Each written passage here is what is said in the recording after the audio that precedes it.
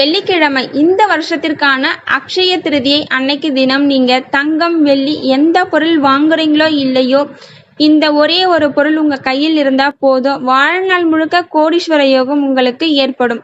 பரம ஏழை கூட பணக்காரரா மாறக்கூடிய ஒரு அதிர்ஷ்டம் உங்களுக்கு ஒரு பொருள் ஏற்படுத்தி கொடுக்கும். ஒரு வருஷமும் சித்திரை மாதத்தில் வரக்கூடிய வளர்பிறை திதியை தான் நம்ம அக்ஷய திருதியை எடுத்துக்கிறோம். இந்த வருஷம் அக்ஷய திருதியை மே 10ஆம் தேதி அதிகாலை 4:15 மணிக்கு ஆரம்பிக்குது. அது 11ஆம் தேதி 2:50 வரைக்கும் இருந்தாலும் 10ஆம் தேதியை தான் நம்ம அக்ஷய திருதியா எடுத்துக்கிறோம்.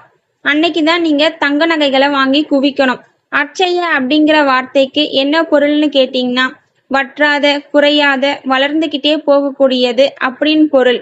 அதனாலதான் அன்றைய தினம் தங்கம் வெள்ளி வாங்கணும்.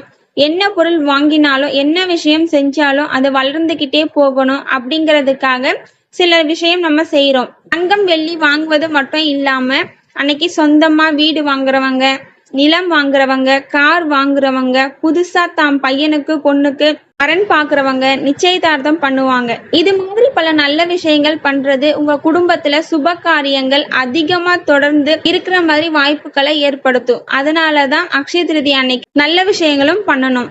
தங்கம் வெள்ளி வாங்குவது மட்டும் இல்லாம வீட்டுக்கு தேவையான ஒரு சில பொருட்கள் வாங்கி வைக்கலாம்.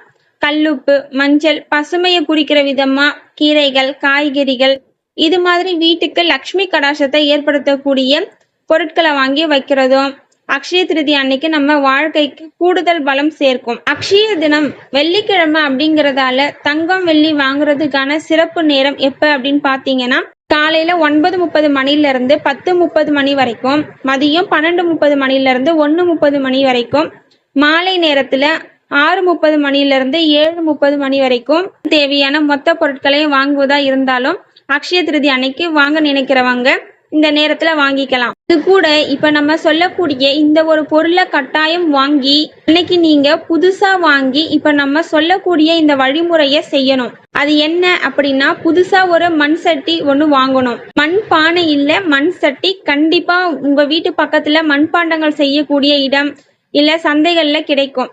அக்ஷய பாத்திரம் கேள்விப்பட்டிருப்பீங்க.